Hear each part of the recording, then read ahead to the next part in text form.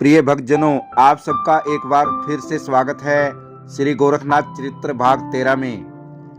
पिछले भाग यानी श्री गोरखनाथ चरित्र भाग 12 में आपने देखा कि एक मनुष्य गुरु गोरखनाथ से प्रश्न करता है, सुख दुख की परिभाषा क्या है, दुख का कारण क्या है। इन दो प्रश्नों का उत्तर गुरु गोरखनाथ जी ने पिछले भाग में दिया। अब वो मनुष्य गुरु गोरखनाथ से अपने अगले प्रश्न पूछता है। पहला, सुख की इच्छा करने से दुख क्यों होता है। दूसरा, संसार में सुख और दुख दोनों हैं, परंतु हर इंसान सुख चाहता है, सुख की खोज कैसे करें। तीसरा, सभी कहते हैं सुख दुख के भाव को छोड़ दो। यदि सुख दुख का भाव छोड़ दिया तो मनुष्य और पत्थर में क्या अंतर रहेगा। चौथा, गुरुदेव, आपका और हमारा शरीर एक सा है, परंतु आप हमेशा प्रसन्न दिखते हैं और हम दुखी क्यों। तो प्रिय बंधुओं, इस प्रकार उस मनुष्य के प्रश्न सुनकर गुरु गोरखनाथ जी बोले। तो प्रिय भक्तजनों, गुरु गोरखनाथ जी उस मनुष्य से बोले, सुख की इच्छा करने से दुख क्यों होता है। इसे समझाने के लिए मैं आपको एक कहानी सुनाता हूँ। एक बार की बात है, एक ब्राह्मण एक तालाब के पास से जा रहा था। तभी उसने देखा कि एक शेर कीचड़ में फंसा हुआ है। शेर ब्राह्मण को देखकर बोला, हे ब्राह्मण देवता, मैं इस कीचड़ से बाहर निकलने में असमर्थ हूँ। इस कीचड़ में फंसे होने के कारण मेरा दम घुटा जा रहा है, जिससे मुझे लगता है कि इस कीचड़ में ही मेरे प्राण निकल जाएंगे। अतः हे ब्राह्मण देवता, आपसे विनम्र प्रार्थना है कि आप मुझे इस कीचड़ से बाहर निकालें ताकि मेरी जान बच सके। ब्राह्मण सोच विचार कर बोला, हे सिंहराज, आप जंगल के राजा हो और आपकी मांस खाने की प्रवृत्ति है, अतः इसका क्या भरोसा कि यदि मैं आपको कीचड़ से बाहर निकालूं कि आप मुझे नहीं खाओगे। तभी सिंहराज बोले, ब्राह्मण देवता, ऐसा कैसे हो सकता है कि आप मेरी जान बचाएं और मैं आपको खा लूंगा। मैं वचन देता हूं कि मैं आपको कोई नुकसान नहीं पहुंचाऊंगा। तो प्रिय भक्तजनों, इस प्रकार ब्राह्मण को उस शेर पर दया आ गई। ब्राह्मण ने सोचा कि यदि मैं इस शेर को निकाल दूं तो यह एक अच्छा कर्म होगा जिसका मुझे पुण्य मिलेगा। उस पुण्य से मुझे सुख की प्राप्ति होगी। प्रिय बंधुओं, ऐसा सोचकर ब्राह्मण ने उस सिंहराज को कीचड़ से बाहर निकाल दिया। परंतु कीचड़ से बाहर निकलने के बाद शेर दहाड़ने लगा और ब्राह्मण से कहा, तुम कहाँ जा रहे हो। ब्राह्मण बोला, पास के ही गांव में एक भंडारा है, मैं वहां जा रहा हूँ। इस पर सिंहराज बोले, तुम पहले ही बहुत मोटे हो और मुझे बहुत भूख लगी है, अतः मरने के लिए तैयार हो जाओ, मैं तुम्हें खा जाऊंगा। ब्राह्मण घबराकर बोला, सिंहराज, आपने मुझे ना खाने का वचन दिया था। प्रिय बंधुओं, इस पर सिंहराज कहने लगा, भगवान ने मनुष्य और जीवों को मेरा खाना बनाया है, मुझे वचन से कोई लेना देना नहीं है, अतः मरने के लिए तैयार हो जाओ।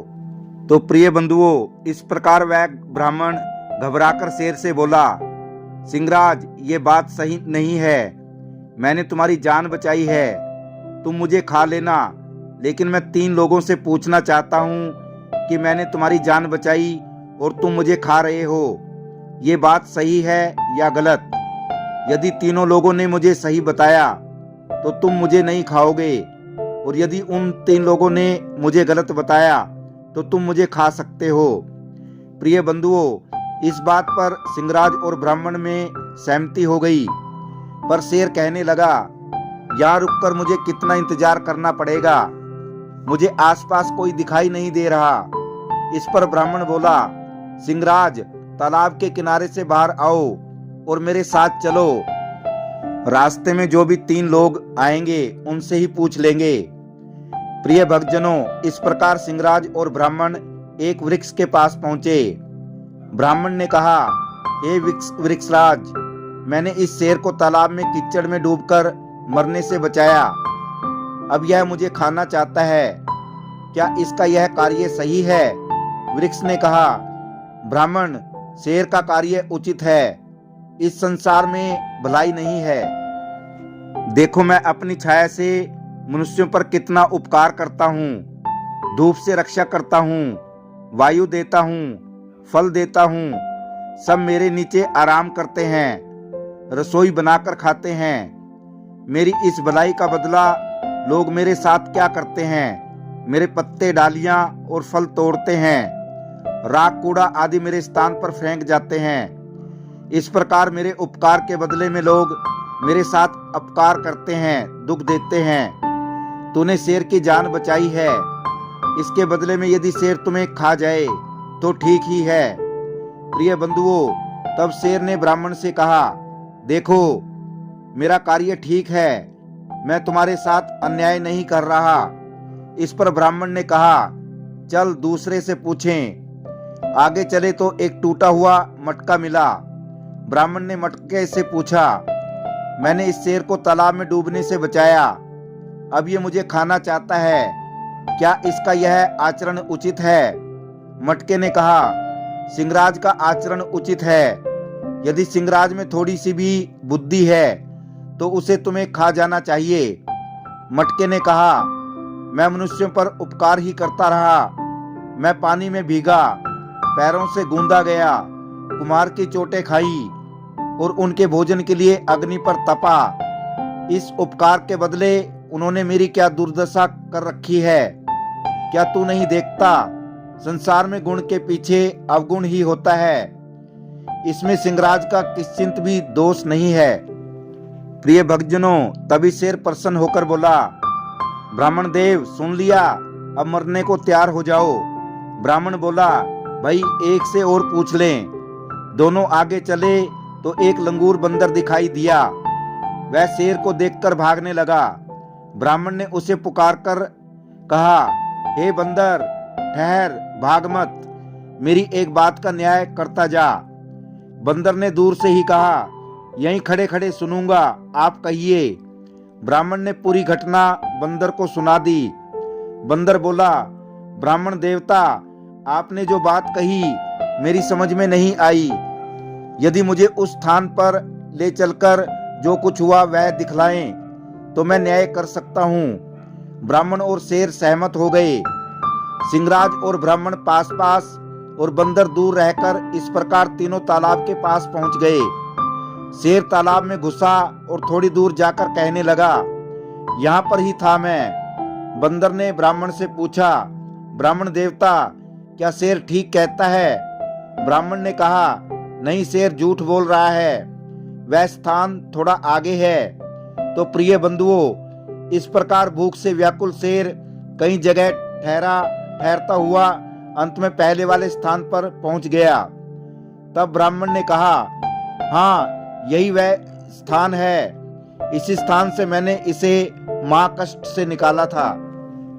बंदर ने शेर को कीचड़ में फंसा हुआ बेबस देखकर ब्राह्मण से कहा, ब्राह्मण देवता, हे भोलेनाथ, अब भाग जाइए, मैं भी जाता हूँ। इस स्वार्थी भाई सिंहराज को यमलोक जाने दो। सिंहराज को बंदर पर बड़ा क्रोध आया, परंतु अब हो भी क्या सकता था। अंत में वह वहीं मर गया। प्रिय भक्तजनों, शेर ने दुख से आजाद होने की इच्छा की। संयोगवश ब्राह्मण को दया आई, उसने शेर को कीचड़ से बाहर निकाल दिया। जब शेर ने ब्राह्मण को खा जाने की इच्छा की तब वह तालाब में फंसकर मर गया। इसी प्रकार अच्छा पुण्य या सुख पाने के लिए ब्राह्मण पर विपत्ति आई। अंत में बंदर की चतुराई से उसके प्राण बचे। विचार करके देखा जाए तो हर एक को सुख की इच्छा करने से दुख होता है। जो सिंहराज खाने के सुख की इच्छा ना करता तो वह ना मरता। इसी प्रकार ब्राह्मण यदि दया करके पुण्य रूप फल सुख की इच्छा न करता तो आपत्ति में ना पड़ता। अतः सुख की प्राप्ति की चाह में दोनों को कष्ट भोगना पड़ा। प्रिय भक्तजनों, कहानी का सिद्धांत और विषय। शेर विषय या मुसीबत का प्रतीक है। दूसरा, ब्राह्मण जीव का प्रतीक है। तीसरा, बंदर सद्गुरु का प्रतीक है। वृक्ष और मटका अज्ञानियों का प्रतीक है। जब जीव किसी विषय को सोचता या करता है, जैसे ब्राह्मण ने शेर की भलाई करने के बारे में सोचा कि ऐसा करने से मुझे अच्छे कर्म का फल यानी सुख मिलेगा, परंतु उसको सुख फल की इच्छा करने से दुख ही प्राप्त हुआ। बंदर गुरु का प्रतीक है। इस सुख दुख में के भाव से बाहर निकलने के लिए एक चतुर गुरु की जरूरत होती है। जैसे बंदर ने ब्राह्मण को मौत से बचाया, इसी प्रकार एक चतुर सद्गुरु हमें सुख दुख के भाव से ऊपर उठाकर आत्मा का ज्ञान करवाता है। वृक्ष और मटका अज्ञानियों का प्रतीक है। कलयुग के उन फर्जी बाबाओं और गुरुओं के प्रतीक है जिनको आत्मा स्वरूप का ज्ञान नहीं है। वो जो आपत्ति आप खुद भोग रहे हैं, दूसरों को भी उसको भोगने का ज्ञान देते हैं। जैसे वृक्ष और मटके ने जो दुख भोगा, वही दुख उन्होंने ब्राह्मण को भगवाना चाहा कि शेर उचित बोल रहा है। यदि उनको परम ज्ञान होता तो वो सच्चाई का साथ देते। प्रिय भक्तजनों, वह मनुष्य गुरु गोरखनाथ जी से बोला, महाराज, आपके कथन से मेरी समझ में आ गया कि सुख की चाहना से दुख होता है। दुख की प्राप्ति न हो इसलिए सुख को भी छुड़ाते हैं। जब सुख ही छोड़ दिया तब संसार में रहने का प्रयोजन क्या? सुख भोगने के लिए संसार है। जब सुख दुख ही छोड़ दिया तब मनुष्य और पत्थर में अंतर ही क्या रहा? गोरखनाथ जी बोले, तेरे इस प्रश्न से विदित होता है कि तू संसार सुख छोड़ना नहीं चाहता। इसलिए मैं कहता हूं कि संसार सुख छोड़े बिना संसार के दुखों से कभी वास्तविक आजादी नहीं हो सकती। संसार के दुख तुझे पूर्ण रूप से दुख नहीं मालूम होते, जिसको तू सुख मानता है। यदि सूक्ष्म विचार से देखें तो मालूम होगा कि सुख दुख से मिश्रित है और परिणाम में दुख के उत्पादक हैं। इसलिए विवेकी पुरुष सुख को दुख ही मानते हैं और इसलिए सुखाभास को छुड़ाते हैं। अनेक योनियों में जो विषय सुख को भोग हो चुका है, उन भोगों के निमित्त मनुष्य शरीर नहीं प्राप्त हुआ है, किंतु परमानंद जो आत्मा का स्वयं सुख है, उसकी प्राप्ति के लिए मनुष्य शरीर मिला है। सुख दुख छोड़ने से मनुष्य पत्थर नहीं हो जाते। पत्थर की उत्पत्ति धन भाव से है। जब तक मनुष्य के पूर्व जन्म के कर्म फल देने योग्य रहते हैं, वह दुख सुख की दशा में रहता है। यानी पूर्व जन्म के फल के कारण मनुष्य सुख दुख के भाव से रहित नहीं हो सकता। ज्ञानी पुरुष जो सुख दुख छोड़ देता है, वह ये सब ज्ञान के प्रकाश से छोड़ता है। उसके कर्म चाहे पिछले जन्म के हों या इस जन्म के, ज्ञान के प्रकाश से जल जाते हैं और वह आत्म स्वरूप को प्राप्त होता है। मनुष्य सुख छोड़ने से सुख रहित नहीं होता और इसी प्रकार दुख भाव छोड़ने से भी आजाद नहीं होता। सुख और दुख के भाव से केवल ज्ञान के प्रकाश से निकला जा सकता है। विषय सुख सुख नहीं है, विषय दुख दुख नहीं है, बल्कि विषय आत्मा ही सुख और परमानंद है। सुख दुख के भाव से ऊपर उठकर ज्ञान के प्रकाश द्वारा आत्मा में स्थित होना ही सुख की खोज है। प्रिय भक्तजनों, अंत में गुरु गोरखनाथ ने कहा कि आपने मुझसे ये पूछा कि मैं हमेशा सुखी क्यों रहता हूँ, क्योंकि मैंने सुख दुख का भाव अपने ज्ञान के प्रकाश से मिटा दिया है और मैं आत्मा स्वरूप में स्थित हूँ। जिस प्रकार आत्मा को सुख दुख का अनुभव नहीं होता, इसी प्रकार मुझे सुख दुख का अनुभव नहीं होता। इसलिए मैं सभी को सदा प्रसन्न दिखता हूँ। प्रिय भक्तजनों, इतनी बात सुनकर उस मनुष्य को ज्ञान हो गया और वह गुरु गोरखनाथ का शिष्य बनकर नाथ पंथ में दीक्षित होकर सुख दुख को भूल आत्मा के स्वरूप का प्रचार करने लगा, जो सुख दुख के अनुभव से बाहर है। तो प्रिय भक्तजनों, ये था श्री गोरखनाथ चरित्र भाग 13। यदि ये वीडियो आपको पसंद आया हो तो वीडियो को शेयर करना और चैनल को सब्सक्राइब करना।